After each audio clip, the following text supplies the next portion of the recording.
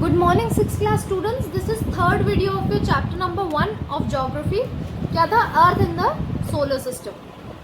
ठीक है, इसका हम थर्ड चैप्टर पढ़ेंगे. अभी आपने सन तक पढ़ लिया था, उससे पहले हम पढ़ चुके हैं ये पूरा पोर्शन. और now we are going to study about planets, यानी प्लैनेट्स के बारे में अब हम पढ़ेंगे. like our earth, there are other heavenly bodies which do not have their own heat and light. हमारे अर्थ की जगह, अर्थ की तरह कई सारे अलग बॉडीज भी हैं, हेवनली बॉडीज भी हैं, ठीक है, जिनके पास अपनी लाइट या हीट नहीं है. अगर हमारे अर्थ को सन से हीट और लाइट नहीं मिले तो क्या होगा? बिल्कुल ठंडी हो जाएगी, कहीं से लाइट मिलेगी नहीं, क्योंकि उसके अपनी लाइट नहीं है, वो सब चीज़ सन से लेती है.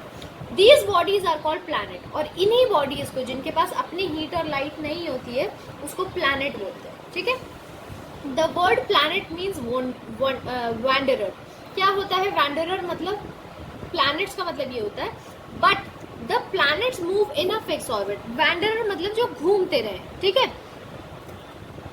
But planet move in the fixed orbit around the sun. मगर हमारे जो प्लैनेट है वो एक फिक्स्ड पैटर्न में या फिक्स ऑर्बिट पे ही मूव करते हैं सन के अराउंड. ठीक है, ऐसे नहीं कहीं पर भी भाग जा रहे हैं, कभी दूर भाग जा रहे हैं, कभी पास आ जा रहे हैं. No, there is a fix pattern के इतने सर्कल में ही वो घूमेंगे.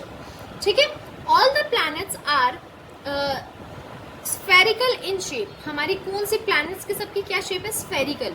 ठीक है, स्फेरिकल मतलब स्फेरिकल कैसी शेप होती है?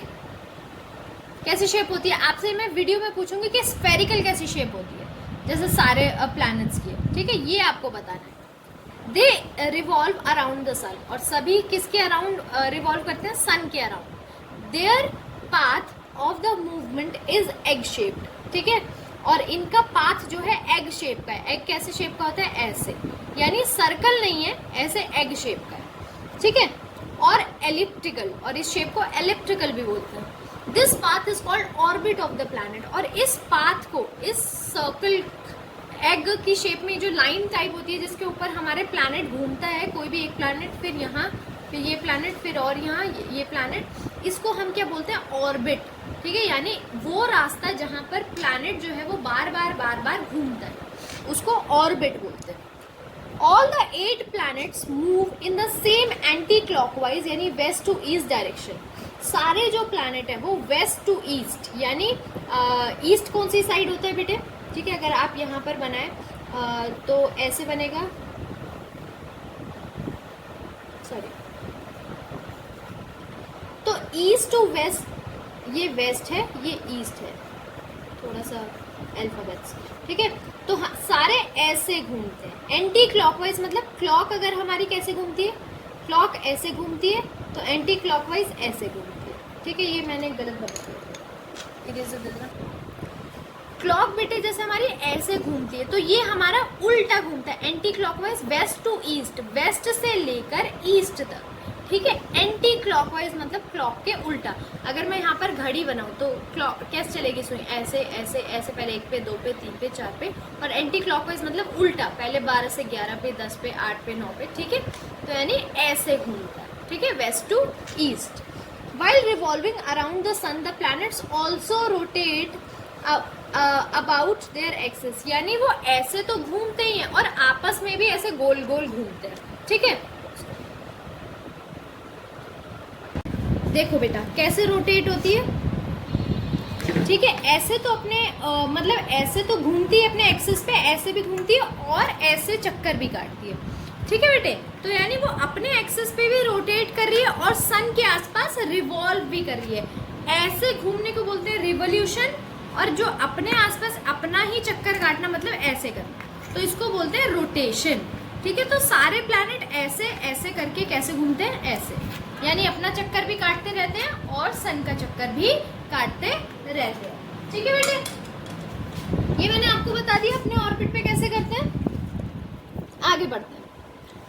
ठीक है, the period of rotation of the earth around it own is called planet day. अब वो कितना, यानी अपना ही चक्कर काटने में, ठीक है, यानी ऐसे घूमने में, सिर्फ एक ऐसे ऐसे घूमने में जितना भी उसको टाइम लगता है, उस प्लैनेट का वो 1 दिन होता है. जैसे हमारा अर्थ जो है वो 1 दिन में घूम लेता है, राइट? कितने दिन में घूमता है हमारा अर्थ? एक दिन में अपना एक चक्कर लगा लेता है, ठीक है, तो वो हमारे प्लैनेट का एक दिन है। For us on the earth a planet day is of 24 hours, ठीक है, कैसे 24 घंटे में वो अपना चक्कर लगा लेता है, तो 24 घंटे में हमारा एक दिन हो जाता है, ठीक है। कहीं पे 72 आवर्स लगते हैं तो उसमें 72 आवर्स का एक डे होता है, कहीं पे 108 आवर्स लगते हैं तो 108 आवर्स का एक डे होता है, ठीक है। The 8 planet in order of their sizes are, अपने साइजेस के अकॉर्डिंग कैसे है? सबसे बड़ा जुपिटर है साइज में, फिर सैटर्न है, फिर यूरेनस है, फिर नेपच्यून, अर्थ, वीनस, मार्स और सबसे छोटा मर्करी, ठीक है। Mercury and Venus are popularly known as morning and evening star, यानी मर्करी जो है वो मॉर्निंग और वीनस जो है वो इवनिंग स्टार कहा जाता है। यानी अगर आप शाम के टाइम अपने स्काई में देखोगे तो एक बॉडी आपको ऐसी दिखेगी जो ट्विंकल नहीं कर रही होगी, ठीक है, तो वही और सबसे ब्राइट होगी आपके पूरे स्काई में, सबसे ब्राइट होगी वो वीनस होता है।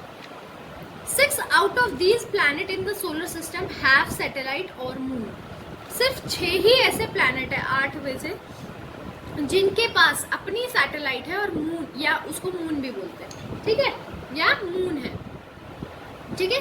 Jupiter has a planet day of only 9 hours, जो जुपिटर है उसका एक दिन कितने घंटे का होता है? 9 आवर्स का एंड 55 मिनट्स, यानी 9 ही घंटे में वो अपना जो दिन है वो खत्म कर लेता है, यानी 24 घंटे में हमारा दिन होता है, जुपिटर का कितना होता है? 9 minutes and 55 minutes, 9 hours and 55 minutes, while Venus has the longest planet day of 324 earth days, और वीनस अपने आप में रोटेशन लेने में कितना टाइम लगाता है? हमारे अर्थ के हिसाब से 243 डेज, यानी अगर अर्थ के जब 243 डेज हो जाते हैं तब वीनस का एक दिन होता है। From the time immemorial we are reading in our geography book that Pluto is a planet but it is now no longer considered as planet.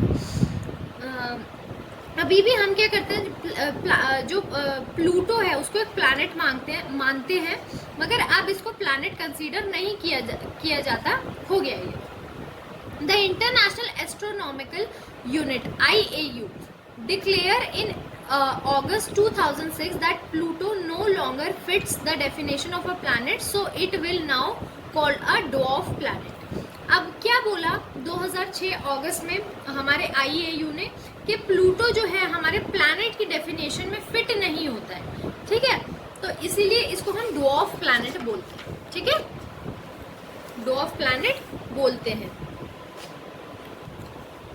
Next topic is asteroid. अब एस्ट्रॉइड क्या होते हैं? Between the orbit of the Mars and Jupiter there is a swarm of small bodies. Mars और Jupiter के पीछे swarm मतलब एक बहुत ही बड़ा एरिया है जिसमें छोटी छोटी बॉडीज हैं, ठीक है। क्या है वो एरिया? जब भी आप सोलर सिस्टम बनाते हो तो बेटा आपने देखा होगा कि जुपिटर और मार्स के बीच में, ठीक है, यहाँ पर आप एक ऐसी बड़ी सी लेयर बनाते हो, मतलब ऐसे कुछ करके बनाते हो, ठीक है। क्या होता है वो? They are called asteroids. क्या बोलते हैं हम इनको? एस्ट्रॉइड्स। क्या बोलते हैं? Asteroids. They are believe to be the piece of planet which probably exploded after its birth. क्या बोला जाता है कि जब प्लैनेट्स का हमारे बर्थ हुआ था तो वो एक्सप्लोड यानी धमाके से बने थे, ठीक है, ये माना जाता है, ठीक है, धमाके से बने थे। तो ये जो हमारे एस्ट्रॉइड्स हैं ये उसके टुकड़े हैं, यानी जब भी कोई चीज़ फूटती है, जैसे अगर आप पटाखा फोड़ो तो उसका कुछ चीज़ें रह जाती हैं, जब वो फूटता है तो रह जाती हैं। तो जैसे जब हमारा सोलर सिस्टम बना तो प्लैनेट्स में से जो कुछ चीज़ें टूट के रह गई उसको एस्ट्रॉइड्स बोलते हैं। The largest asteroid series has the diameter of 768 kilometre. जो हमारा सबसे लार्जेस्ट एस्ट्रॉइड है उसका नाम क्या है? सिरिस, ठीक है, वो कितना है? 768 kilometre. While Hermes is the only about 1.6 kilometre in the diameter. और एक और है हर्मस जिसका डायमीटर कितना है? 1.6 किलोमीटर, बहुत ही कम है, ठीक है। अब नेक्स्ट टॉपिक पढ़ते हैं, मीटियोर्स। अब क्या है ये meteors? Meteors are the small particles coming from the interplanetary space, यानी प्लैनेट्स के बीच में जो स्पेस है उसमें से आए हुए छोटे पार्टिकल्स, इसको मीटियोर्स बोलते हैं। When asteroids collide they break up into small pieces. जब भी एस्ट्रॉइड्स कोलाइड करते हैं यानी टकराते हैं तो छोटे छोटे पीसेस में टूट जाते हैं। Their presence is known only when they are enter the earth atmosphere. इनकी प्रेजेंस यानी ये है भी या नहीं है ये कब पता चला हमें, जब इसके कुछ पार्ट हमारे अर्थ के अंदर घुस गए, ठीक है, तब हमें पता चला। They are heated by friction while atmosphere and become luminous. क्या होता है, बहुत तेज़ी से ये नीचे गिरते हैं और नीचे गिरने की वजह से क्या होता है, इतनी तेज़ी से नीचे गिरना मतलब जब भी आप साइकिल वगैरह चलाते हो बेटा या गाड़ी का भी आप देखा होगा, साइकिल चलाते हो जब चलाते रहते तो क्या होता है, टायर गर्म हो जाते हैं, ठीक है, गाड़ी के भी गर्म हो जाते हैं, ठीक है। तो ऐसे ही जब ये हमारे पीसेस गिरते हैं, ठीक है, मीटियोर्स गिरते हैं तो क्या होता है, बहुत ही इतनी स्पीड होती है और हीट की वजह से क्या होता है, इसमें आग लग जाती है, ठीक है, आग लग जाती है और ये गर्म हो जाते हैं। फ्रिक्शन मतलब चलने की वजह से, जब चलने की वजह से हीट पैदा होती है, ठीक है, और क्या होते हैं ये ल्यूमिनस यानी लाइट निकलने लगती है। ऑब्वियसली जब इसमें आग लग जाएगी तो लाइट तो निकलेगी। They are commonly known as shooting star, और इसी को हम शूटिंग स्टार, ये आपने कई बार सुना होगा, टूटता तारा, ठीक है, वो बोलते हैं हम इसको। Most of them burn and disappear as gases. कई सारे क्या हो जाते हैं, अर्थ में आने से पहले ही पूरे जल जाते हैं और गैस बन के डिसअपियर हो जाते हैं, और कुछ जो है हमारी अर्थ के अंदर घुस जाते हैं, ठीक है। Meteors are seen as bright strikes of light in the sky, so they are known as shooting star। एक ब्राइट स्ट्राइक यानी गिरती हुई एक पूंछ टाइप, मतलब ऐसी दिखती है, ये यहाँ पर होता है और इसके पीछे ऐसे आग होती है और ये बहुत तेज़ी से हमारे अर्थ की तरफ या कहीं पर भी गिरते हुए दिखती है, ठीक है, और इसी को शूटिंग स्टार बोलते हैं, ठीक है। Some of these are big enough to hit the earth. कुछ इतने बड़े होते हैं कि अर्थ तक आते आते ख़त्म नहीं होते और अर्थ को हिट करते हैं। They are made up of iron and stone और बोथ टुगेदर। आयरन से भी बने होते हैं, स्टोन से भी बने होते हैं और कोई दोनों से भी बने होते हैं। बेटा इसमें देखना, ठीक है। अब ये देखो, ये जो है हमारे सारे मेटेरॉइड्स और ये इतनी स्पीड से ये ऐसे अर्थ पर गिरता है, ठीक है, बहुत तेज़ी से अर्थ पे गिर रहा होता है। ये देखो, ये आपको दिख रहा है गिरता हुआ, ठीक है, बहुत ही तेज़ी से ये जो है हमारे अर्थ पर गिरता है, ठीक है बेटे। इसी को हम मीटियोर्स बोलते हैं, ठीक है। अब बेटे आपने यहाँ तक पढ़ लिए।